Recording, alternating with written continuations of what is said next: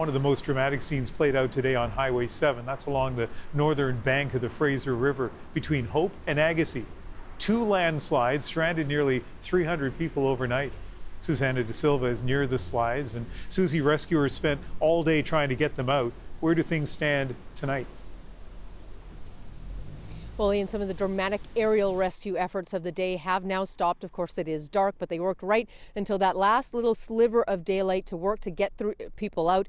They were able to bring about 300 people to this reception center here where they are processed. Some of them are staying. Some of them were able to go home or find friends and family to come and pick them up. But we are told there are still more people stranded on that highway on the other side of one of the slides. They're hoping to clear another slide to get those people out and get them towards Hope. But for tonight, those efforts continue, and about 60 people now are hunkering down for the night here at this reception center after a very difficult day.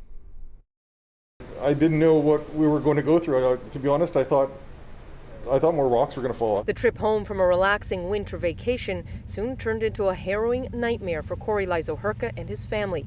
First, forced to turn off one highway, being overtaken by rushing water, only to get trapped on another between 2 slides. I thought the more the hill was going to fall, and you could see the waterfalls coming, and I thought, is this kind of it? Like, it sounds cliche, but I really thought, is this the day I'm done? Yeah, it was.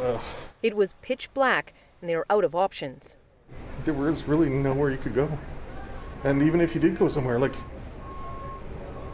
what it says just down 100 meters down the road, that area's not going to collapse on you too. They were among around 275 people forced to spend the night in their vehicles as rescuers focused on about a dozen people trapped in the torrent of debris. They were still very liquid, moving, and full of huge chunks of debris like trees and rocks. I think there was like 3 or 4 cars that had gotten pulled in, and there were people yelling for help last night, and it was really hard to sleep because car alarms were going off that got sucked into the river, and I was just super worried about the people that were getting rescued down there. Officials don't yet know if there are other vehicles trapped in the debris. Crews battled brutal weather conditions, sending a steady stream of helicopters in to bring people out 20 at a time in order of need. Medically, they seem fine. We had one report of someone who was insulin dependent, didn't have their medication, but part of our team are BC ambulance members, and they were able to get that person medication quickly and take care of it.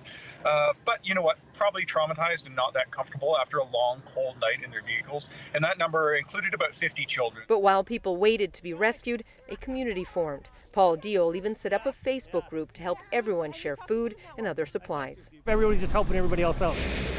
And the help continued after their rescue. Everyone was brought to a reception center in Agassiz where volunteers and donations arrived all day. It's just been heartwarming.